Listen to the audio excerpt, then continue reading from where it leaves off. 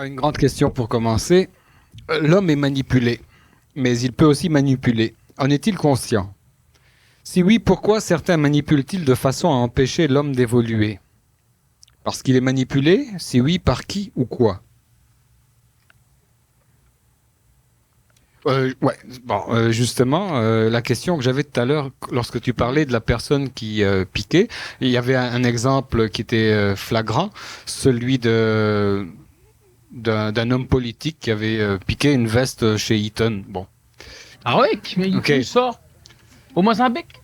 Ah non, ici au Pas Québec. ici, ça. Oh. Ouais. C'est incroyable. Ça, comment est-ce qu'une personne peut remettre donc en cause toute sa condition Ouais, ça, c'est un très bon exemple. politique, économique, sociale, etc. pour un geste aussi inconsidéré? Par exemple, qu'est-ce qui se passe dans le cas d'un phénomène comme celui-ci?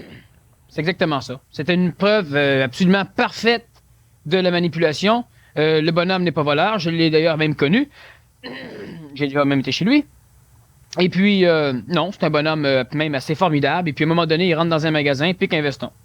Et il fallait une augmentation de salaire. Non, je ne penserais pas. Pourquoi? Bon, ben c'est la question qui doit encore se poser.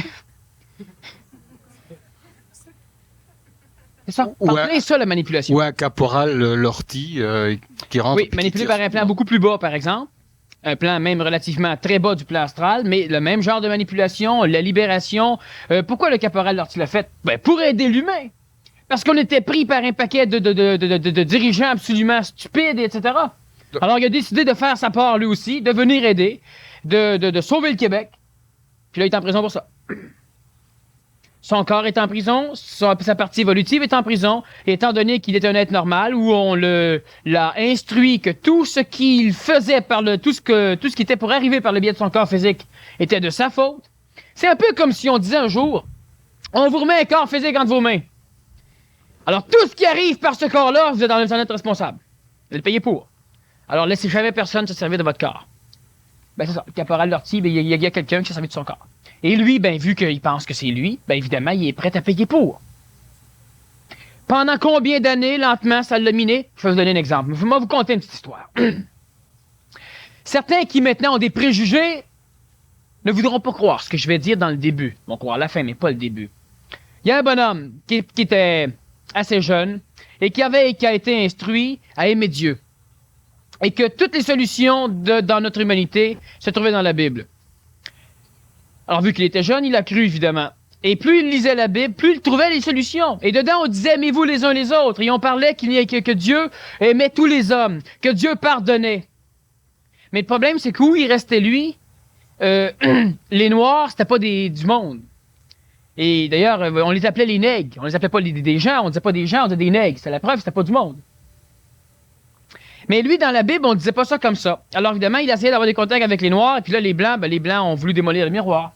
Alors les Blancs ont voulu démolir ce bonhomme-là. Alors il a grandi, il a surtout été travailler avec les Noirs parce qu'il était religieux, il croyait en Dieu. Et évidemment, les miséreux sont toujours les premiers à accréditer une croyance. Alors les Noirs étant bafoués partout, les Noirs ont commencé à le suivre. Il a ouvert une église, il a fini par devenir prêtre d'une religion, ce n'était pas l'église catholique, mais similaire.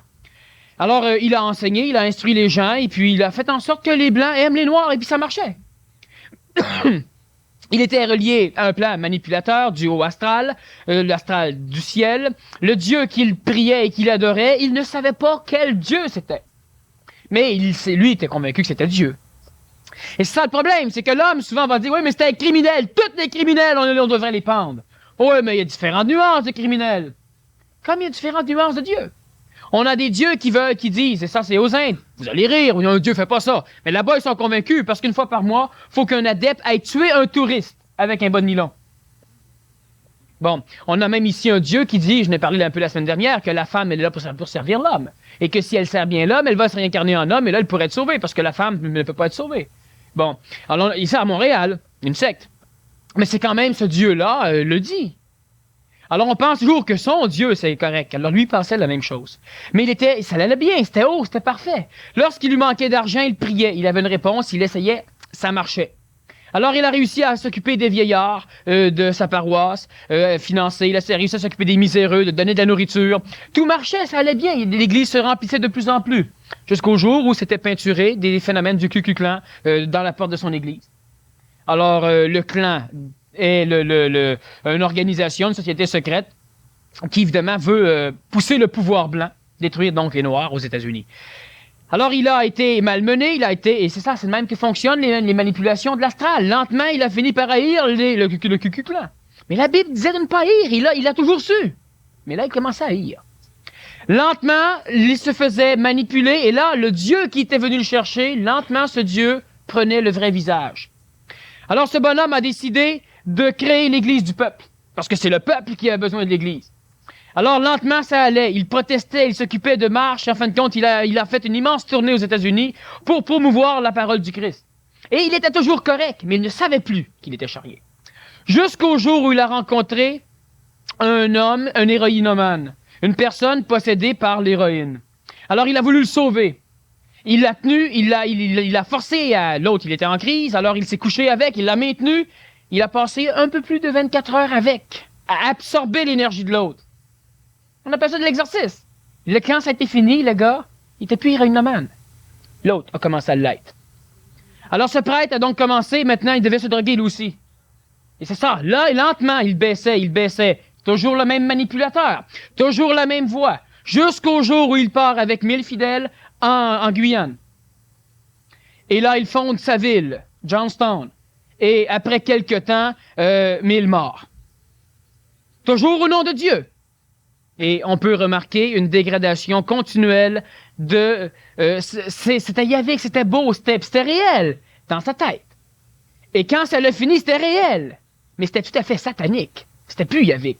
Mais alors la question, c'est pourquoi est-ce que Dieu a permis que des forces d'opposition comme celle-ci existent et se manifestent? Bon, premièrement, la manipulation, elle est toujours sournoise, insidieuse. Tant que l'être humain n'est pas un leader, il reste collectif. La manipulation ne peut pas le sataniser comme, par exemple, Jim Jones, comme un paquet d'autres, comme le caporal Lortie ou comme d'autres, qui ne sont coupables de rien, mais responsables parce que c'est par eux qu'est venu le problème. Mais le problème est venu par eux parce qu'accepté par tout le monde. On l'a laissé faire. Comme le caporal Lortie, en fin de compte, ça faisait combien de temps que dans les forces armées qu'il y avait des problèmes? Bon, alors il a pu aller chercher les armes qu'il avait besoin. Pourquoi les armes étaient-elles disponibles tandis que normalement elles ne le sont pas? On appelle ça de la manipulation puis de l'orchestration manipulative. Il avait besoin de grenades, de mitraillettes, de ceci, de cela, et tout était disponible. Pourquoi? Essaye d'aller t'en procurer. Va même rencontrer un gars qui est dans l'armée, il pourra pas. Mais là, il y a des mécanismes qui étaient très intéressants. Ça nourrissait l'astral, ça créait de l'émotion dans le monde. Ça nourrissait donc ce plan. Et alors, tout était impeccablement fait pour que ça puisse fonctionner. Personne l'a arrêté. C'est rentré jusque-là et c'était parfait. Jusqu'à temps qu'un autre leader, le bonhomme avec qui il a jasé, finisse par lentement le ramener. Bon, et maintenant, on le condamne. L'homme est manipulé. Bon, par qui? Pourquoi Dieu laisse-t-il ces phénomènes manipulateurs? Premièrement, il y a des choses qu'il faut comprendre. Qu'est-ce que Dieu? Bon. Dieu laisse ou ne laisse pas. Ou Dieu a créé. Dernièrement, j'avais une discussion assez intéressante avec des personnes qui me disaient, je leur demandais justement, si Dieu a créé l'homme à son image, le Dieu tel qu'on le conçoit. Parce qu'il faut comprendre que dans beaucoup de livres traditionnels ou de livres religieux, des livres sacrés, on ne note que les archétypes cosmiques qui ont permis à l'ego de l'humain d'entrevoir et de pressentir une religion, un contact. Bon. Mais ce Dieu a-t-il été créé par Dieu? Alors l'humain a pris ce Dieu, l'humain a pris une crucifix, l'humain a pris des choses, mais ces dieux ont-ils été créés par un Dieu qui n'est pas touchable par l'homme? Ah, l'homme ne veut pas, parce que l'homme ne pourra plus dormir, fait que l'homme il veut que le Dieu soit touchable. Mais est-ce que l'homme peut décider? Pour l'instant.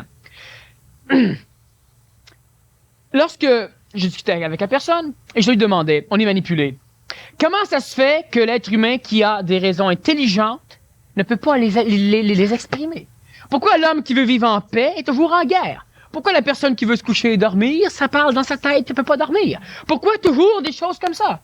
Pourquoi tu veux t'occuper de tes enfants puis maintenant tu ne peux pas? Pourquoi tu te lèves un matin, t'es down, le matin t'es correct? Un matin tout va bien puis il se passe quelque chose, tout va mal. Pourquoi? Et l'homme ne veut pas, l'homme souffre, l'homme ne veut pas souffrir. il n'y a pas un humain sur la planète qui veut qu'on vive comme ça. Tous les hommes sont des hommes de bonne volonté. Bon, je le dis souvent, ils veulent faire le bien et ils le font mal, c'est le problème. Pourquoi ils le font mal? Parce qu'ils sont manipulés. Alors une personne me disait, oui, mais Dieu a créé l'homme à son image. Alors je demande, est-ce que Dieu a donc le savoir? Dieu, est-ce qu'il a la connaissance, pour prendre le terme, disons? Bien sûr!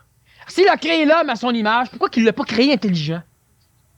Oh, ben à l'origine, l'homme était intelligent, c'est après la chute. Alors posez-vous la question, si l'homme était intelligent, comment un être intelligent qui voit tout peut perdre l'intelligence? Si l'homme peut la perdre, Dieu peut la perdre. Oh non, Dieu, ben l'homme est pareil, l'homme non plus. Si toi tu vois tout, comment peux-tu tomber dans le trou? C'est une bonne question à se poser. Alors, ou bien l'homme a été créé sans cette connaissance, et là, il y a un mécanisme qui l'empêche d'aller la chercher. Donc, l'homme est terrestrifié. L'homme s'est créé, mais enfin bon, l'homme est terrestrifié, l'homme est planétarisé, et il est obligé à ne pas savoir ce qu'il devrait savoir. Alors, ou bien il y a ça, mais on ne peut pas dire qu'un être qui a la connaissance totale, dans un Éden, par exemple, en bouffant une pomme présentée par un serpent, là, c'est évidemment philosophié, mais celui qui a la connaissance ne peut pas la perdre. Enfin, la connaissance, oui, mais le savoir, non. Alors, si l'homme est créé à l'image de Dieu, c'est que l'homme est comme Dieu. Mais si l'homme est comme Dieu, l'homme est donc un représentant diminué de Dieu. Parce que s'il est comme Dieu, il n'y a plus de problème. S'il est un représentant diminué de Dieu, une parcelle de Dieu placée sur le plan planétaire, et qu'on a obligé à couper le contact avec le savoir instantané pour que cette parcelle accepte de rester plantée sur la Terre, parce que sinon, l'homme, il sacrerait son camp tout de suite, imaginez-vous, vivre comme on vit. Bon. Alors, l'homme reste là. Et qu'est-ce qui peut obliger l'homme à rester sur le plan planétaire? Un nuage obscur qui l'entoure et qui l'empêche carrément de se connecter. Maintenant, il y a une raison fondamentale. Oui, j'en ai déjà parlé, on va y revenir. La question, c'est qu'est-ce que le niveau manipulatif? Le plan astral est un plan grégorien. C'est un plan qui permet à l'être humain de vivre des rêves.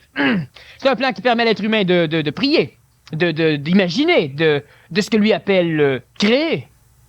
C'est le plan d'émotion, le plan des mémoires, le plan des désirs, c'est le plan des souffrances, le plan des peurs. C'est le plan vers lequel l'humain veut se relier. C'est le monde des morts. C'est un monde qui n'est pas en relation, c'est un monde créé qui n'évolue pas. C'est pour ça qu'on appelle ça un monde des morts. Parce que partout dans notre univers spatio-temporalisé, les choses mémorielles ne sont pas permises. Les seuls phénomènes mémoriels dans le contexte de notre galaxie sont le phénomène matériel et le phénomène vital. Donc, les planètes, c'est tout. Sur le plan planétaire, le phénomène vital a une évolution plus grande que sur les autres planètes. Alors, on a les plantes, on a les animaux, on a les hommes. Mais c'est la seule planète existentielle comme la nôtre, expérientielle comme la nôtre, où on peut mémoriser aussi le temps.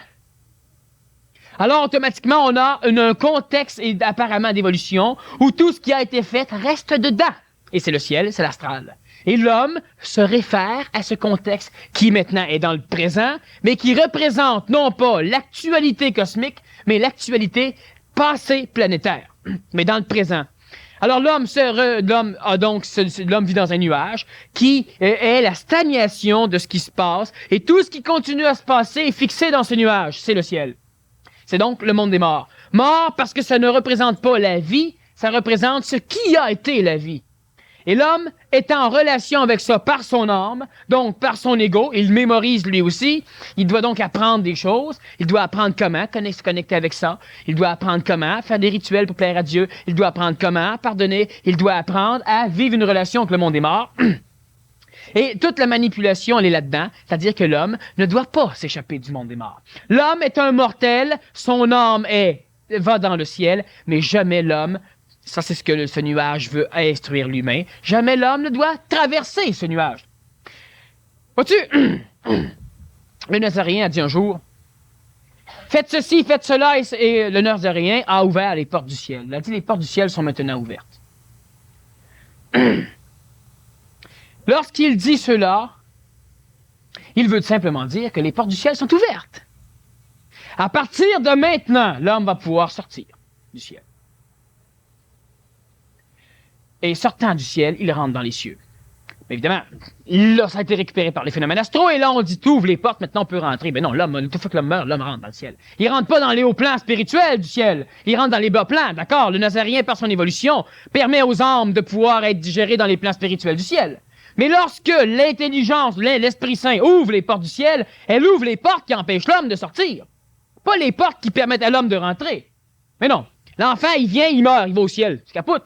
Baptise-le pas, il va au ciel. Mais on sort pas du ciel comme ça. Oh non, jamais de la vie. On ne peut pas sortir du ciel comme ça. Le Nazaréen pénètre les cieux. C'est d'ailleurs dans ses termes à lui. Il pénètre donc le premier palier des cieux, l'énergie supramentale, le plan du savoir instantané. La manipulation, elle est donc contenue dans cette sphère où tout est orchestré pour que l'humain reste planté là, que l'humain meure, s'en aille au ciel, revienne, s'en aille au ciel, revienne, que l'humain se rappelle des personnes qui sont mortes, c'est dans le ciel qui sont placées, que l'humain se rappelle de tout ce qui est mémorisé de ce monde des morts. La manipulation, elle est exclusivement laissée là pour que l'homme vive une expérience qui va lui permettre de se terrestrifier à un point tel que lorsqu'il aura un contact avec les cieux, donc avec ce qui a maintenant créé cette sphère expérientielle, la Terre. Lorsque l'homme aura un contact avec ce plan, il aura été suffisamment terrestrifié qu'il pourra, dans un corps de chair, donc dans un corps de matière, pouvoir supporter le contact de l'esprit, qui, elle, ne peut pas supporter le contact de la matière. Dieu ne peut pas supporter le contact de la matière, parce que lorsque Dieu touche à la matière, il est matérialisé. On regarde l'antique religion qui dit que Dieu s'est fait chair. Pourquoi Dieu n'est pas apparu carrément à nous parler? Il peut pas! Fallait que Dieu passe par un corps de chair. Fallait donc qu'il y ait un homme, un humain qui soit terrestrifié, qui vive des émotions, qui vive une évolution infantile similaire aux autres et qui, à un moment donné, se connecte à son esprit. Ça, c'est l'histoire du Nazaréen. Ou l'histoire de d'autres aussi. Mais Dieu, lorsque Dieu touche à la matière, il se brûle. Lorsque la matière touche à Dieu, la matière se brûle. Lorsque l'homme veut toucher au plan des cieux sans être prêt, il se brûle. Il y a besoin d'un tampon, l'énergie mentale, l'ajusteur de pensée, qui déconnecte l'énergie mentale de la manipulation de l'ego.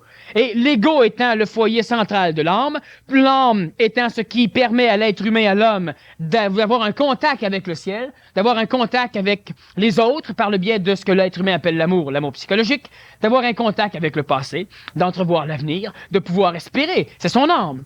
Sauf que lorsque le mental est régi par l'âme, alors automatiquement l'homme désire quelque chose. Et toute l'intelligence de son mental sert à ce désir, même si le désir n'est pas intelligent. Lorsque le Nazaréen dit « Je fais la volonté de mon Père et non plus la mienne », mais comment peux-tu savoir que tu fais la volonté de ton Père? À l'instant où le Nazaréen désire faire la volonté de son Père, il fait la sienne. Ah ouais, c'est lui qui veut faire, donc il fait la sienne. Alors, qu'est-ce qui arrive? Il arrive simplement que lorsque l'ajusteur de pensée permet d'orchestrer le mental pour que le mental se déconnecte de la manipulation de l'ego, automatiquement, il se connecte à la manipulation supramentale. Donc, automatiquement, l'homme qui vit fait la volonté des cieux et non plus la volonté de la terre ou du ciel. Donc, il fait la volonté de son père. Bon, il parle à des humains. Et il ne fait plus la sienne en tant qu'ego. Alors, la manipulation... Elle est orchestrée par tout un schéma extérieur. Évidemment, ce soir, je fais un résumé très bref. On en a parlé, on va de toute façon y revenir. Il y a une chose intéressante, c'est qu'il y a mon livre qui va sortir à un moment donné. Les éditeurs disent toujours 2-3 semaines. Bon, enfin, encore dans 2-3 semaines. Et puis dans 2-3 semaines, on verra. Et toutes les conférences qui vont suivre seront des conférences qui seront directement reliées à chacun des chapitres du livre. Bon, alors on reparle de la manipulation, on reparle des manipulateurs, on reparle des créations, on reparle d'un paquet de choses dans le livre. Sauf que on met ça dans un texte, ça permet aux personnes peut-être de pouvoir le lire à leur vitesse, parce que certains trouvent que je parle vite. Et je parle justement d'une certaine vitesse. Trouvez-vous qu'il parle vite? Bon, tu vois, non, oui, peut-être. Bon. Alors, voilà. Je parle vite parce que j'émets en masse d'énergie à l'intérieur de la parole, de façon à ce que ça ne puisse pas être intellectualisé ce que je dis. Donc, je l'ai expliqué souvent d'ailleurs, c'est une question de vibration, les conférences du vendredi. Et dans un livre, alors là, on peut lire à sa vitesse. Et lorsqu'on n'a pas compris les choses, ben, il y aura justement des conférences qui sont parallèles au chapitre. Bon. Et alors, on va revenir sur la manipulation, sur l'astral, sur le ciel, sur les cieux et tout ce genre de choses. Et en plus, pour montrer, disons, ma bonne foi, j'ai réussi à convaincre le centre de donner la cassette. Alors, si je parle vite, c'est pas grave, ils peuvent réécouter. En résumé, on peut donc dire que l'homme a quelque chose de plus que Dieu, ou que Dieu aurait quelque chose de moins que l'homme, ce serait l'ego. Puis c'est ça le problème de la chute, en fait. Ouais. C'est ça cette lutte, ce combat là, sur la Genèse. Là. La description que nous a faite un peu de l'astral, ça ressemblait beaucoup à un ordinateur qui a engrangé des mémoires, etc., du passé, puis qui aujourd'hui programme l'homme. Ici, il y a une question sur l'ordinateur, mais celui qui est construit par l'homme. L'ordinateur, sauf exception, serait plutôt une nuisance habituant l'humain à s'en rendre dépendant et retardant alors l'accès au savoir instantané. Point d'interrogation. Bon. L'ordinateur n'est pas une nuisance au niveau de l'évolution de l'homme. Lorsque l'ordinateur est capable de permettre à l'homme de dormir dans un hôpital ou de vaquer à des occupations de gestion dans un poste sur un étage d'hôpital, cela permet aux infirmières, à tout le personnel médical de pouvoir, dans un cadre relaxé, passer une nuit. Et lorsque l'ordinateur détecte chez certains patients des irrégularités biologiques, alors l'ordinateur avertit donc le poste et automatiquement l'infirmière ou le personnel adéquat va pouvoir se diriger vers la chambre et donner les soins appropriés.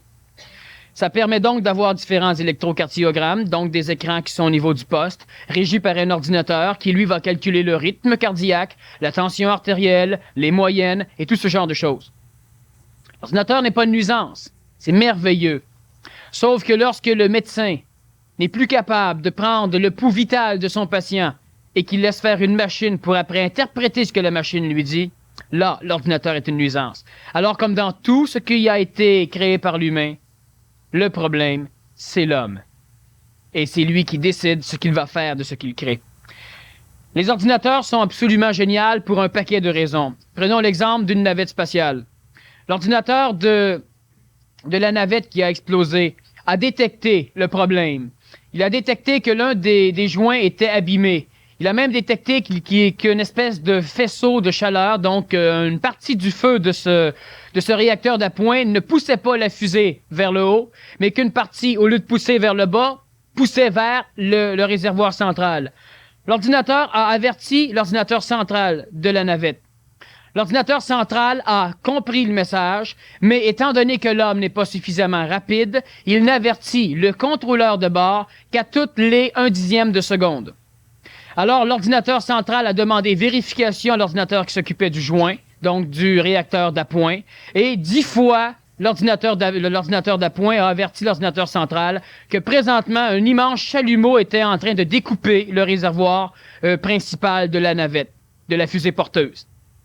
Lorsque l'ordinateur central a été averti une 10e fois, cela, donc 10 fois en 1 seconde, cela voulait dire averti le pilote.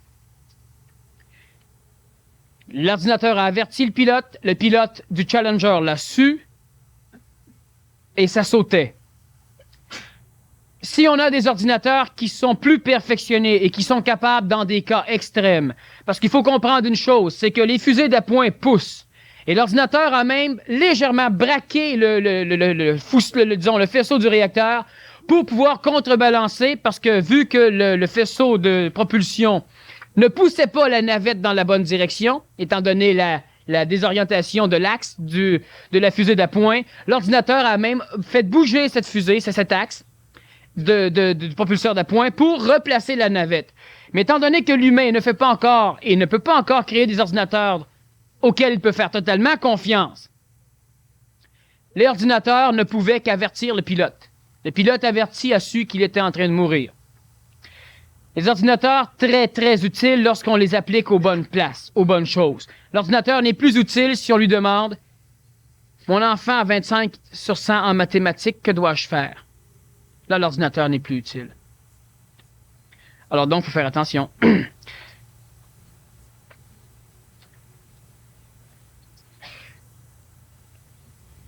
Étant donné que nous sommes en réaction, cela veut-il dire qu'on ne peut rien faire pour contrer la guerre, qu'on ne peut rien créer? Parlez-moi de la pensée créatrice et de l'homme nouveau. Bon.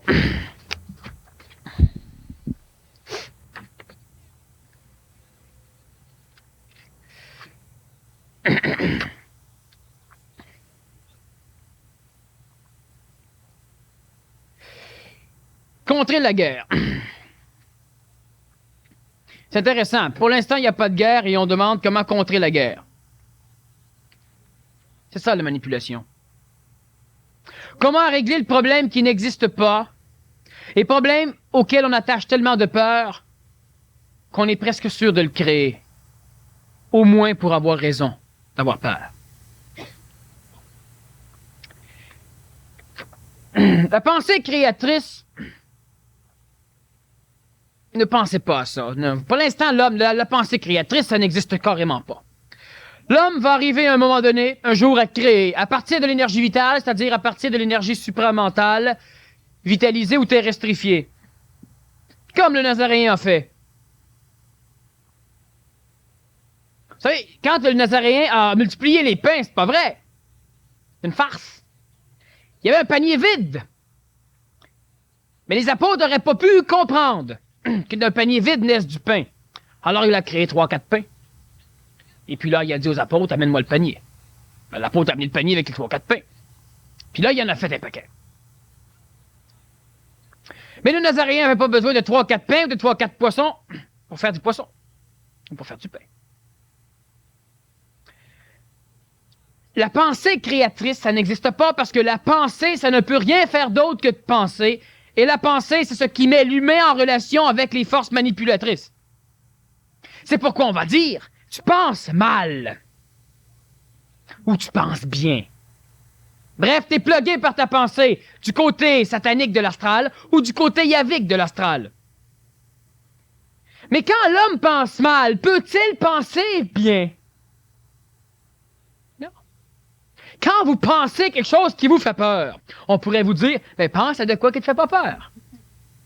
Ça marche pas. Parce que vous ne pensez pas. Vous êtes conscient de la pensée. Vous réfléchissez la pensée. Mais on pense à votre place. Alors, on peut dire à une personne, mais cesse de penser à ça, pense à d'autres choses. La personne pourrait dire, ah ben oui, c'est vrai, clic, c'est réglé. Elle ne peut pas penser à d'autres choses, parce qu'elle n'a pas le contrôle de sa pensée. C'est évident que pour l'homme ancien, ça froisse son ego, parce qu'il a toujours été convaincu, lui, c'est d'ailleurs le problème de l'homme ancien, qu'il était un être intentionnel, qu'il avait un libre arbitre, qu'il pouvait penser sa vie. Et c'est pourquoi il souffre toujours. Il ne veut pas l'admettre. La pensée, ce n'est pas... La pensée, c'est... Vous avez conscience que vous pensez parce que vous réfléchissez. La réflexion, c'est une espèce de miroir qui permet à la pensée d'être réfléchie. Et vous n'avez conscience que du miroir. Et vous dites « je pense ». Vous ne pensez pas. Vous prenez conscience de la pensée. Oh, tu penses bien mal. Tu sais, je te dis, ça pense dans ma tête puis ça pense mal. Faudrait que je coupe là puis que je plug là. Moi, je vois ce que je pense et je dis ce que je pense. Non, je dis ce qui se pense. Je dis ma pensée. Quand on dit « laisse-moi donc exprimer ma pensée », ça veut dire quoi? C'est « laisse-moi donc exprimer ce qui se passe chez moi », la pensée. Faites juste observer, c'est pas compliqué. Je sais que la grande majorité n'arrive pas à suivre. On ne veut pas ne pas penser. Mais êtes-vous capable de penser à n'importe quoi et de changer complètement? Lorsque je demande à une personne en séminaire, est-ce que tu es capable d'accélérer ton cœur par ta pensée? Elle me répond, ben oui, j'imagine. Imagine pas, fais-le. Alors je prends son pouls. Ça accélère un peu, nerveuse. Et là, je double-moi ça. Ouais, pas de même, c'est gênant, là, tu sais, il faudrait que je me place dans... J'ai plein de salles ici vides, j'en ai avec des tapis, j'en ai avec des miroirs, j'en ai avec toutes. Laquelle tu veux, puis je vais aller te voir dans 15 minutes. Faut que ça batte au double. Oh, moi, je suis pas capable, mais ça se fait sans doute. Pourquoi tu me dis que t'es capable si t'es pas capable? Ça se fait sans doute. Qui le fait dans tes amis? Ah, il n'y en a pas. Alors ça se fait sans doute, t'as pris ça où? J'ai vu ça dans l'émission Les Champions. Superman, la guerre des étoiles, dans l'astral. Mais regardez comment l'être humain est manipulé, parce que moi, je regarde la personne dans les deux yeux, et là, j'écris en pleine face. Bon. Et là, je prends son pouls. Pourquoi son cœur a accéléré? Parce qu'elle a eu peur. Et on a peur dans sa tête, dans sa pensée. Et parce qu'elle a eu peur, le cœur accélère. Alors, elle n'a qu'à penser, je lui fais remarquer. Pense donc des choses qui te font peur, ça va accélérer. Et c'est un fait. Vous allez voir une vue. Vous pensez à des choses, vous lisez un roman. Et il y a des stimulations hormonales endocriniennes qui s'opèrent. Mais c'est pas la pensée qui fait ça. C'est l'expression du manipulateur ou de l'astral par le biais de votre corps physique. La pensée créatrice, imaginez-vous bien que vous ne pensez même pas, alors pensez pas avoir une pensée créatrice. La pensée, elle veut rester chez vous parce qu'elle fait partie de ce qui permet à la manipulation astrale de pouvoir vous contrôler. Parce que vous vous imaginez que vous pensez, et ce que vous pensez, vous voulez le faire. Mais c'est faux. Vous ne pensez pas. Ce que vous percevez de la pensée qu'on vous donne, vous voulez le faire. Parce que pensant que c'est vous, et étant orgueilleux, c'est vous, vous voulez le faire. Alors lorsque vous avez pensé faire un vol à l'étalage, puis appliquer ça, vous pensez que c'est vous qui avez pensé mal. Vous pensez que vous êtes pas... Pensez à ce qu'on va créer. Soyons intelligents et créons-le donc directement. Lorsque l'homme pense, c'est qu'il est régi par ses mémoires. Vous ne pouvez pas penser à des choses que vous ne connaissez pas. Et c'est le problème, c'est ce qui vous limite à cette atteinte du savoir instantané. Pourquoi vous ne pouvez pas avoir accès au savoir instantané? C'est parce que vous pensez. Et lorsque vous pensez, la pensée n'étant que référence mémorielle, vous ne pouvez pas penser en allemand, vous n'avez pas appris à parler en allemand. Vous ne pouvez pas penser en n'importe quelle autre langue. Vous ne pouvez pas penser à des choses que vous n'avez pas appris. Votre pensée est l'expression, elle est tributaire, elle est l'esclave de vos mémoires. Et les mémoires font partie de ce qui n'est pas vivant, partie du monde des morts, du ciel. Lorsque l'homme cesse de penser et qu'il reste attentif, automatiquement, il est connecté au savoir instantané. Mais non, l'homme veut penser à quoi qu'est-ce que c'est que de me connecter? Tu ne sauras pas. L'homme veut penser, qu'est-ce qui va arriver si un jour il y a une guerre puis l'homme nouveau est là? Et l'homme ne le saura pas, c'est pas arrivé. L'homme ne peut pas penser à ça. Parce que tout ce que l'homme pense n'arrive pas. Vous pensez à des peurs, vous pensez à des craintes, vous pensez à des contextes, vous pensez à ceci, vous pensez à cela. Ça n'arrive pas. On pensait qu'Adolf Hitler, lorsqu'il pénétrait en Pologne, c'était pas dangereux. On pensait que lorsqu'il pénétrait en Tchécoslovaquie, c'était pas dangereux. On pensait que lorsqu'il était en France puis qu'il amenait du monde, il amenait des Juifs en campagne, leur donner un paradis terrestre avec des fleurs de rose et tout ça, que c'était pas dangereux. On pensait même dans les camps de concentration qu'ils nous concentraient pour qu'on soit meilleur. C'est du concentré de Juifs. Mais c'était pas correct, ça ne te dérangeait pas. Et puis à un moment donné, on pensait qu'on s'était fait fourrer puis qu'on se faisait tuer, puis là on tombait parce qu'on était mort. Là on pensait plus. La pensée. Ben oui, mais crime, les Juifs, ils auraient pu s'en rendre compte. Non, parce que les Juifs ne pensaient pas que c'était dangereux. Les Juifs pensaient que c'était correct. Et pourquoi qu'ils pensaient que c'était correct? Parce qu'on pensait dans leur tête que c'était correct. Parce qu'on les forçait à penser que c'était correct. Puis comme ils s'identifiaient à leur pensée, c'était correct. C'est la même chose pour tout le monde ici. Oui, non, il ne peut pas rien arriver à mon gars. Mais non, on te fait penser ça. La journée qu'il se fait enlever, j'aurais jamais pensé. Mais non, c'est bien évident. On n'était pas pour te le faire penser. Tu l'aurais gardé dans la maison. Mais moi, je ne sors plus, là, je pense que j'ai tout au peur que... Ben oui, c'est ça, on s'amuse. On s'amuse avec l'homme. Pensée créatrice. L'homme va créer, mais l'homme ne pensera pas. Le Nazarien n'était pas là, je devrais-tu faire du pain ou non, des lasagnes? À moins que je ferais... T'en as un peu, là. Y a-tu bien du pain, juste 3? 3, je n'ai tué assez pour en faire 3 millions. D'un coup, il aime pas le pain, le monde. Hein? D'un coup, il aime pas ça, ce pain-là. Qui c'est qui veut du pain au seigle? Là-bas, du pain au raisin? Là-bas, bon. Mais non, ils pensaient pas. Ils ont faim, c'est un stimuli. Parfait, donne-leur à manger. C'est pas de la pensée. Pourquoi pensez-vous qu'un être humain... Je prends l'exemple du Nazaréen souvent parce que vous le connaissez un peu plus. Prenons l'exemple de quelqu'un que vous connaissez moins. Prenons mon exemple. Bon, ben, il rit, c'est tout. On va prendre l'exemple du Nazaréen à la place. Pourquoi, lorsqu'une personne arrivait devant le Nazaréen avec une question piège, est-ce que tu respectes César ou ton Dieu? Parce que s'il respecte César devant tout le monde, il avoue que César est plus important que son Dieu. Fait qu'il se fait avoir. Puis s'il respecte son Dieu, c'est illégal. Il s'en va en prison parce qu'il faut qu'il respecte César. Alors, n'importe quel humain normal, il faudrait qu'il y pense. Hein? Oh, minute, c'est une attrape, ça. Laisse-moi y penser. Un Dieu ne pense pas. Un Dieu parle. Alors, il se retourne devant le pauvre type et il lui dit « Rends à César ce qui est à César, pas à Dieu ce qui est à Dieu. » Faites, là, le gars. Le gars, fallait qu'il pense. Alors, fallait qu'il pense comment trouver... Non, là, il s'est en allé. Mais le Nazaréen ne veut pas penser. On me pose des questions, je parle. Je parle vite parce que je ne pense pas. Je peux ralentir mon flot de parole. Sauf que si je ralentis mon flot de parole, je dois mettre un peu plus d'énergie dedans et vous ne comprendrez pas plus. Depuis tout à l'heure, d'ailleurs, que je l'ai ralenti. Étant donné, bon, parle-moi de la pensée créatrice, je pense que j'en ai assez parlé. Et de l'homme nouveau. L'homme nouveau ne se demande pas comment empêcher les guerres. L'homme nouveau, il agit. L'homme nouveau, il parle. OK. Sauf que sa parole, elle est de l'énergie. Sa parole, elle est de la pratique. Lorsque moi, je parle, je m'instruis. Mais l'homme nouveau agit autrement que par la parole aussi. C'est-à-dire qu'il est capable de transmuer l'énergie du savoir instantané par la gestuelle. Maintenant, ce qu'il faut comprendre, c'est que moi, je ne m'arrange pas pour empêcher les guerres. Voyons donc, si vous voulez faire la guerre, faites-la. Si je vous en empêche, j'allais dire que je vous manipule. Alors, je ne vous manipulerai pas. Je n'irai pas manipuler l'humain. Si l'humain veut faire la guerre, qu'il la fasse, la guerre. Pourquoi devrions-nous empêcher l'humain de faire la guerre? Ah, parce que vous ne la voulez pas, vous autres. C'est d'égoïsme en maudit. Tous ceux qui veulent la paix veulent empêcher ceux qui veulent la guerre de faire la guerre. C'est égoïste en maudit. Pas grande différence évolutive entre les deux. Celui qui veut la guerre veut forcer les pacifiques à la faire. Celui qui veut la paix veut forcer les guerriers à la faire. Ils sont pareils.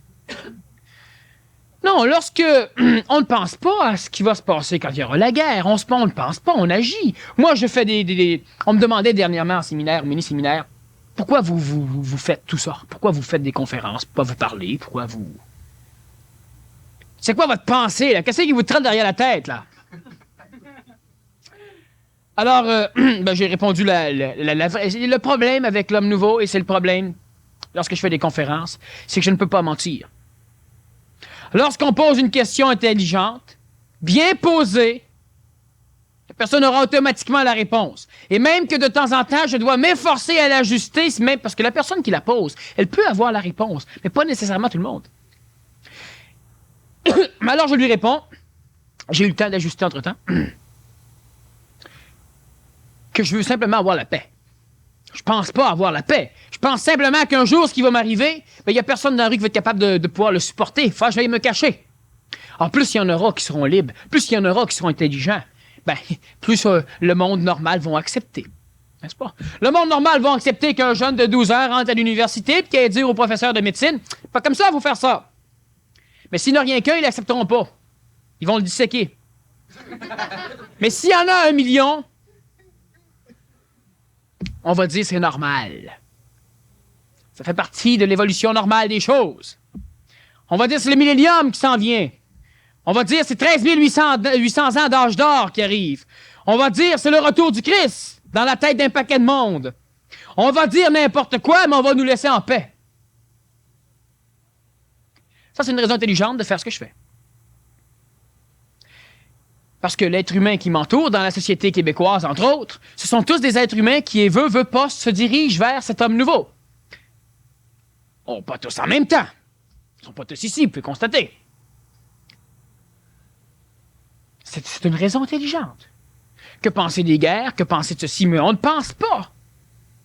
Quelqu'un me disait un jour, oui, mais qu'est-ce que tu penserais, toi, si à un moment donné, tu es en train de faire une conférence, puis il y a 2 gros bifs qui rentrent, ils te sautent dessus, puis ils te passent à tabac. Hein? Qu'est-ce que tu penserais de ça? Si tu veux, j'en pense. Si ça arrive, je me suivrai. Pensez. Pourquoi je perdrais de l'énergie, vous appelez ça du temps, vous autres, à penser à ce qui pourrait m'arriver si telle chose arriverait? Bon, mais si c'est un chien qui rentre, qui me saute dessus, d'un coup, c'est un éléphant, quelqu'un qui vomit, François qui me saute dessus, qui me tire le verre d'eau avant de s'en aller. D'un coup que ça brûlerait, d'un coup le feu pognerait, d'un coup le cadre tomberait, d'un coup la chaise défoncerait, d'un coup... Ben, il y en a qui passent leur vie à ça. Avec des ici. Si, il y en a beaucoup. Mais moi, je pense pas. Alors, j'ai pas besoin de... Je pense pas. Alors, l'homme ancien dit, tu penses pas, mais qu'est-ce que tu fais quand t'es tout seul si tu penses pas? Tu penseras pas à te lever. Tu penseras pas à manger. Tu penseras pas à te moucher. Vous n'avez pas besoin de penser pour manger, pour vous moucher, n'est-ce pas? Quand vous avez faim, vous mangez? Moi aussi. Puis quand vous sentez des feelings bizarres sur la lèvre supérieure, vous vous mouchez? Moi aussi. Pas besoin de penser.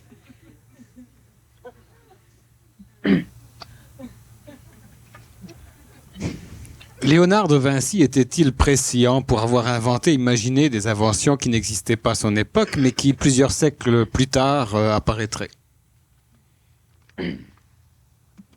Non, Léonard de Vinci n'était pas prescient. Léonard de Vinci était un homme qui était un inventeur. Il n'était pas prescient pour la simple raison que toute la majorité de ses inventions étaient là pour exprimer une mécanicité intellectuelle développée chez lui et non pas pour lui amener des données, de l'information lui permettant de pouvoir mieux manipuler ou régir ou légiférer la vie des autres. Léonard de Vinci n'était donc pas prescient. Par rapport à l'humain de l'époque, il était un homme nouveau. Bien évidemment que vous êtes tout supérieur à Léonard de Vinci.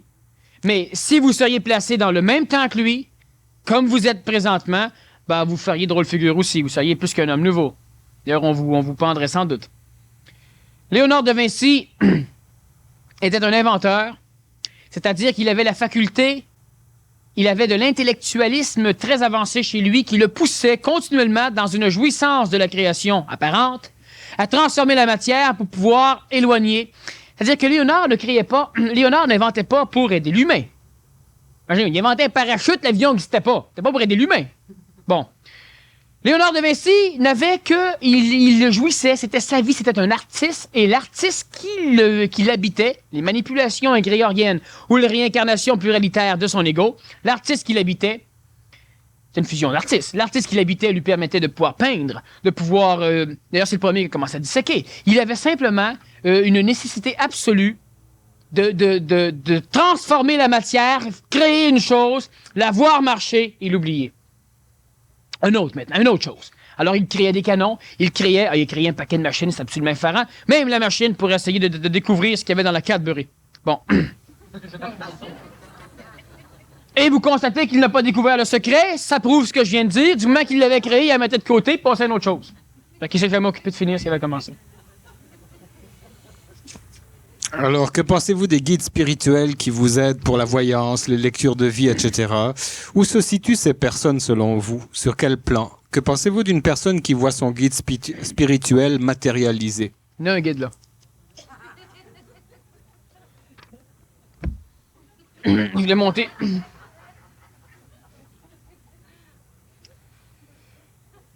Alors, on revient avec le phénomène, je ne pense pas. Je peux vous parler des guides spirituels, par contre. J'ai fait une conférence intitulée « Les guides de lumière de demain ». J'ai fait une conférence intitulée « Les grands maîtres de l'humanité » ou « Les grands maîtres ».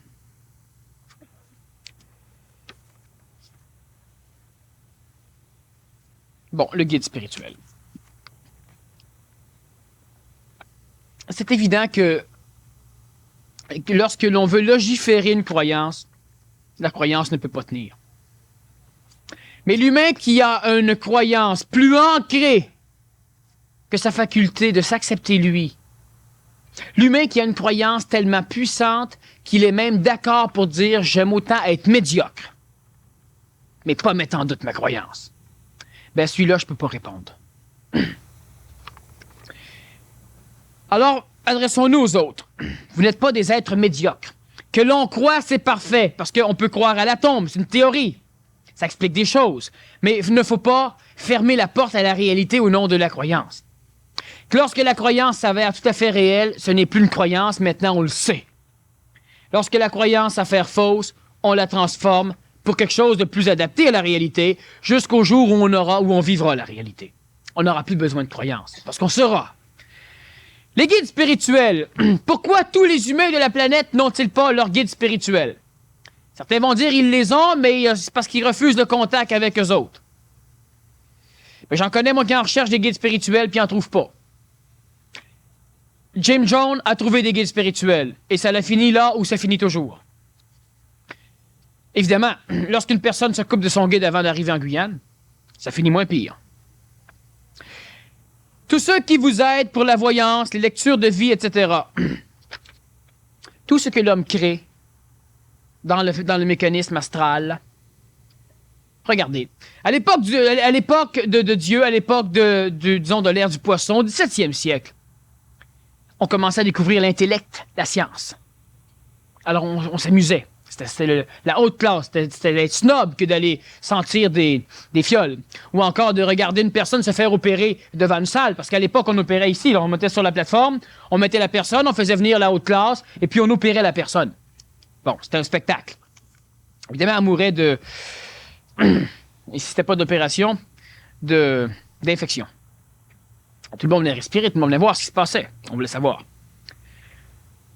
L'intellect au 17e siècle. Mais à l'époque, l'homme avait comme guide spirituel des guides traditionnels. Moïse venait m'aider. Abraham venait m'aider. Rama venait m'aider. Lorsque l'homme a évolué un peu plus, ses guides spirituels ont changé. Un peu avant ça, il y avait des guides très sataniques. Là. Il y avait le diable, et puis il y avait l'ange, et puis ça se battait dans ta tête. C'est la manipulation du haut ciel et du bas ciel, du haut astral et du bas astral chez l'homme. Mais à un moment donné, le guide spirituel arrivait non plus avec des ailes, mais dans une soucoupe volante. Il avait évolué, le guide spirituel. Il y avait lui aussi une technologie avancée maintenant. Alors aujourd'hui, on a beaucoup plus de guides spirituels extraterrestres qui arrivent dans des soucoupes volantes qu'avec des ailes. Par contre, dans l'Antiquité, nos guides spirituels étaient souvent ailés. Chose importante, ils ne battaient pas des ailes pour voler. Est-ce que c'est parce que ça leur a fait trop de vent et trop d'air? Ou bien simplement parce que l'être humain leur mettait des ailes parce qu'il les faisait voler et il ne pouvait pas conscientiser le fait qu'on pouvait voler sans ailes. Alors il leur plantait des ailes, mais les ailes servaient à rien d'autre que de pouvoir permettre à l'ego d'accepter qu'eux autres flottaient. Les guides spirituels rencontrent l'homme. Posez-leur des questions fondamentales, ils ne pourront jamais vous répondre. Ils vont vous dire, ah, mais ce que tu as fait, là, c'est mal. Vous êtes capable de savoir, vous autres aussi. Alors, qu'est-ce que c'est que le guide spirituel? C'est un être créé dans le monde du ciel, un être du monde des morts, un guide, qui permet à l'humain qui n'a pas encore la faculté de mentaliser sa vie, qui permet à l'humain qui n'a pas d'ego suffisamment évolué pour pouvoir constituer, cristalliser un intellect avancé, qui permet à l'humain qui s'identifie toujours à sa pensée, et qui a été instruit qu'il était médiocre et qu'il ne pouvait pas savoir, ben de s'en remettre, si ce n'est pas au prêtre, si ce n'est pas à maman, à papa, à son ami, au psychologue, ben au moins à des entités qu'on vient lui parler de dans sa tête. Mais faites attention, ça vire plus souvent qu'autrement mal. Parce que les guides spirituels veulent dire aux hommes, mais faites-le bien. Soyez bons, soyez charitables. Le guide vient vous voir un jour. Ça arrive de moins en moins comme ça parce que le ciel change, étant donné que l'évolution de l'humain change. Donc, les mémoires placées dedans sont différentes. Le guide vient voir une personne, il lui dit, « Ce que tu as reçu gratuitement de Dieu, donne-le gratuitement. Tu recevras plus. » Alors, elle a la possibilité magnétiquement de pouvoir guérir les verrues. Alors, elle va, alors il va dehors, et puis là, il y a des personnes qui ont des verrues, puis tout ça, ça marche. Et on lui dit, « Sois humble. » Aide les autres, aime les autres. C'est un guide spirituel. Alors elle sort dehors, alors elle veut aider, alors elle donne sa chemise, alors elle donne ceci, elle donne cela, et puis elle veut aider. Mais le même maudit guide, il va voir les autres, puis il leur dit, tu sais, t'as 2 manteaux, sors-les, mets-les pas, tu sais. Elle, là-bas, la vieille, elle t'a donné un vieux manteau, elle en a 2. Va la voir, elle va te le donner, t'as rien qu'à lui demander. Elle est bonne, elle. Et c'est le même guide spirituel. Alors, la personne, elle sort dehors, va voir la personne, puis elle dit, le manteau, là, je dis, arrête-tu un de trop, tu sais. Je n'ai 2 propres, mais c'est parce que des fois, je fais du labour en arrière. J'aurais besoin, puis là, c'est pas le temps de, tu sais. Ah, bien sûr, bien sûr. Le guide manipule celle-là, puis le guide manipule l'autre. Ah, ben oui. Ah, ben oui. Alors, il part avec le manteau, c'est le même guide spirituel. Mais ça, évidemment, l'humain ne le voit pas. C'est le même phénomène et c'est pour ça c'est ce que c'est qu'un guide spirituel. Très dangereux. Vous devez, vous autres, décider de ce qui est bon. Dieu vient vous voir, il apparaît chez vous. Êtes-vous capable de savoir si c'est Dieu? Ils n'ont pas une réplique? Une copie conforme? Made in ciel? Mais si vous n'êtes pas capable de le discerner, pensez pas que c'est Dieu. Servez-vous de votre tête. Dieu, s'il existe comme vous le voyez, ben il vous aime suffisamment pour vous laisser la chance. Crème, c'est comme moi si j'avais des employés dans une compagnie, et puis chaque fois qu'un gars rentre puis dit « Je suis le patron », tout le monde l'écoute. Ben j'aime autant aller leur prouver que je suis le patron avec des cartes, des babelles, des ci, des ça. Ils sont durs à comprendre. Ça m'a pris 1 heure à leur prouver que je suis le boss. Mais j'aimerais autant ça que de rentrer là puis de me rendre compte que ça fait 25 boss qui passent, puis toute la babelle est changée, puis tout est sur le derrière, puis les gars travaillent tous avec des boss différents, puis c'est supposément tout moi, ces gars-là. Tu mets un gars qui rentre avec une cravate, je suis le patron, tout le monde l'écoute. Ben moi, si je serais un dieu intelligent, je dirais, ben non, tu sais, croyez-les pas. Ayez une preuve sûre, au moins, pas parce que ça apparaît devant vous autres. Dans l'Antiquité, c'est Satan qui faisait ça. Ça apparaît plus beau aujourd'hui. Faites attention aux copies conformes. Alors, les guides spirituels, c'est le même phénomène. Dans la tête d'un, dans la tête de l'autre, autre chose. Il y a beaucoup de couples qui sont manipulés par le même guide spirituel. Et ils s'engueulent. Pourquoi qu'ils se divorcent pas? Pourquoi qu'ils peuvent pas s'en aller? Le guide les retient. Le guide a besoin des deux, ça le nourrit. Ils s'haïssent, ils se maudissent, mais ils divorcent pas, ils peuvent pas se séparer. Ils vont souffrir, ils vont se manger, mais ils s'en iront pas. Ils sont manipulés. Oui, mais quand même bonne, elle n'est pas si pire que ça. On est beau autant ensemble, tu sais, puis c'est ça. Là, on revient, là. Puis quand elle revient à la maison, là, puis tout, puis minou, puis bon, ça reva. Puis à un moment donné, ça recommence, puis quand c'est calmé, ben là, le guide, il vient encore chercher de la nourriture, les personnes y repartent. Parce que le monde sont manipulés. Bon, on va aborder quelques questions à problèmes. C'est des problèmes que les gens vivent dans la salle. C'est sérieux, essayez de pas rire. Par l'observation, j'ai observé que j'arrivais à observer mes observations. Et plus j'observe, plus je ressens un certain détachement. Mais je n'arrive pas à concevoir cette forme de détachement. Quel est ce détachement? Bon, je me fous du détachement, mais je vais plutôt parler de la personne. C'est plus important, plus utile. Pour qu'une personne puisse poser une question comme celle-là, par l'observation, j'ai observé que j'arrivais à observer mes observations. Et plus j'observe, plus je ressens un certain détachement, blablabla. Pourquoi la personne emploie-t-elle le mot observation 1, 2, 3, 4, 5, 6 fois? Parce qu'elle manque de mots pour supporter une énergie. Certaines personnes viennent ici pour la première, 2 ou 3e fois et puis disent « Oui, mais il y a un langage, je comprends pas tout. » Mais c'est ça. Au lieu de prendre un mot et de le répéter à toutes les sauces, Dieu est bon, Dieu ici, Dieu est ça, ben on met des mots. Alors, il faut avoir un langage à un moment donné. Et cette personne qui parle comme ça est là, une personne qui, parce que c'est très, très, très, très bien dit, on peut vibrer ce qu'elle veut dire. Par l'observation, j'ai observé que j'arrivais à observer. Donc, elle observe qu'elle observe. J'observe même mes observations. Bon, si la personne, elle a écrit ça ici pour faire un jeu de mots, je m'en fous. Mais la personne ici, elle a écrit ça, c'est bien. Ça veut dire une chose, c'est premièrement qu'elle n'a pas de contact avec un ajusteur de pensée. À quoi ça sert un ajusteur de pensée? Ça sert justement à ça, à venir mettre les bons mots aux bonnes places. Alors, la personne qui pose cette question ne peut pas avoir la réponse, même si la question, elle est formidablement énergisée. Elle n'a pas la réponse parce qu'elle a mis le même mot pour définir différentes consonances d'énergie. Si la personne a un ajusteur de pensée, alors automatiquement, elle va être capable de poser la question avec tous des mots différents, ce qui fait qu'automatiquement, elle va poursuivre sa question dans la réponse. Alors, tout ce que je veux dire à cette personne, pour le reste, c'est normal qu'elle se détache parce que plus on observe, moins l'ego a d'emprise. Plus on observe, plus le mental devient énergisé. Plus le mental est énergisé, plus la personne se dirige vers une personnalisation mentale. Donc, lentement, l'humain va arriver à cette gustation. Il va arriver à être ajusté par un ajusteur de pensée. Et même si elle n'a pas, elle, de contact volontaire avec son ajusteur, l'ajusteur en aura un. Alors, de temps en temps, elle pourra parler d'une façon ajustée. Jusqu'au jour où elle pourra elle-même entrer volontairement en contact avec cet ajusteur. Alors, par l'observation, j'ai observé que j'arrivais à observer mes observations. Et plus j'observe, plus je ressens un certain détachement. Mais je n'arrive pas à concevoir, elle pourrait pu mettre à observer cette forme de détachement. Quel est ce détachement? J'ai déjà dit, voilà quelques conférences, là peut-être 75 conférences, que lorsqu'une personne s'observait, l'observation est de l'attention. L'observation est du domaine du mental. Maintenant, il est évident que lorsque le mental a observé plusieurs fois, l'ego peut lentement finir par expérimenter l'observation. Alors, l'ego joue le jeu du mental et l'ego observe. Lorsque la personne...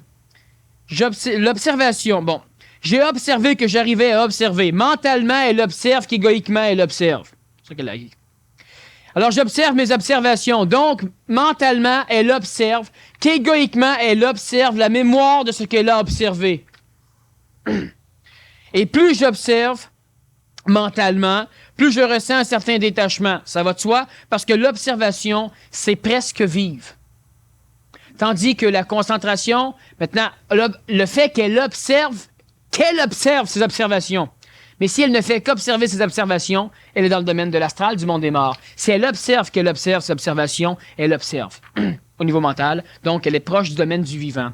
Lorsque l'être humain est proche du domaine du vivant, veut pas, il se détache. Mais pas d'un détachement cultivé, d'un détachement naturel qui vient.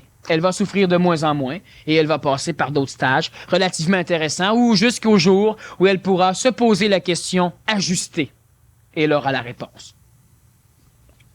Notre problème, celui de la mémoire. Lorsque la mutation se fait, il advient des pertes de mémoire. Lorsque j'effectue un travail qui exige de la mémoire et que les circuits coupent, ça crée drôlement des problèmes et je risque de perdre mon emploi.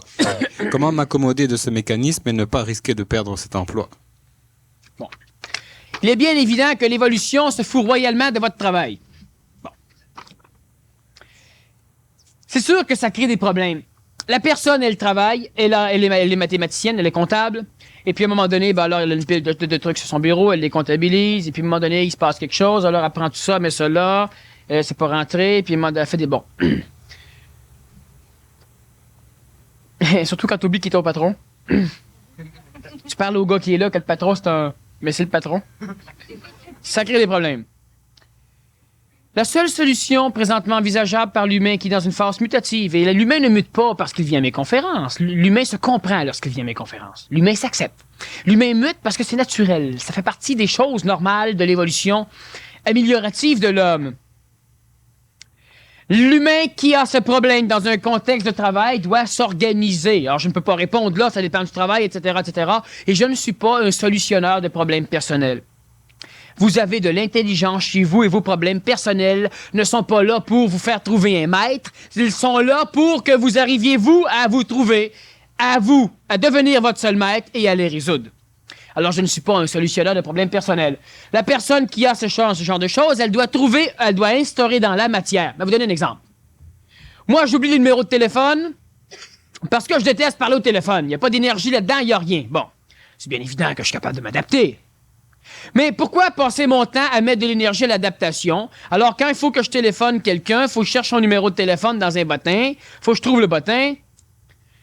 Alors, j'ai acheté un petit gadget, n'est-ce pas, qui je peux mettre 200 numéros de téléphone là-dedans. Alors, je n'ai capitonné 2 touches et puis ça signale pour moi en plus. Alors, vu que j'aime les petits gadgets parce que je suis passé par la phase de préscience, alors je mets ça sur mon téléphone, je pitonne et puis ça signale. Alors, j'ai réglé un problème. Lorsqu'on a... Les ordinateurs servent à ça. Les calculatrices servent à ça. Alors, lorsque la personne elle a un problème, par exemple, mineur, un problème de perte de mémoire dans un domaine particulier, c'est à elle de trouver une structure matérielle. La science, elle sert à ça. La science n'est pas avancée aujourd'hui à un point tel qu'elle est avancée, simplement pour détruire l'humain. Elle est là pour permettre la transition de l'homme vers le surhomme. Mais évidemment, il faut s'en servir là où elle doit servir. Mais pas là où l'homme peut faire l'affaire. On a une perte de mémoire dans un domaine, trouvons un moyen scientifique pour le combler matériellement en attendant. C'est tout. Alors la personne, elle doit faire ça. Elle doit trouver un moyen matériel. Il y a tellement de choses. Lorsqu'on faisait des séminaires sur l'organisation, c'est là-dessus qu'on travaillait. Présentement, on n'en fait plus. Parce que l'humain ne veut pas suffisamment s'organiser. L'humain n'est pas prêt. L'humain va évoluer. Alors, il sait faire le séminaire sur l'organisation. Le séminaire, on le refait encore, mais maintenant, il est exclusif aux personnes du PMC parce que ceux-là, ils sont réellement réceptifs. Alors, la personne, donc, je ne peux pas... je pourrais lui dire, alors, venez me voir en séminaire sur l'organisation, on va vous organiser. Et non. Organisez-vous. Dans la matière, trouvez une structure pour vous permettre de pouvoir suppléer à ce manque de mémoire passager. Et il y a beaucoup de choses au niveau de la mutation qui vont nuire, apparemment. Et la science, elle sert justement à combler ce vide. Servez-vous-en là, pas ailleurs. Merci beaucoup, Daniel. La semaine prochaine, ça fait énormément de fois qu'on me demande qu'est-ce que sera le monde nouveau, qu'est-ce que ça peut être un monde envisagé par l'homme nouveau. Enfin, tout ce qui regarde la société et ces choses-là, la semaine prochaine, c'est ça, c'est que la science des mondes meilleurs, l'écologie. Alors, si ça vous intéresse d'avoir une projection presciente, des bienvenus. Merci beaucoup, bonne fin de soirée.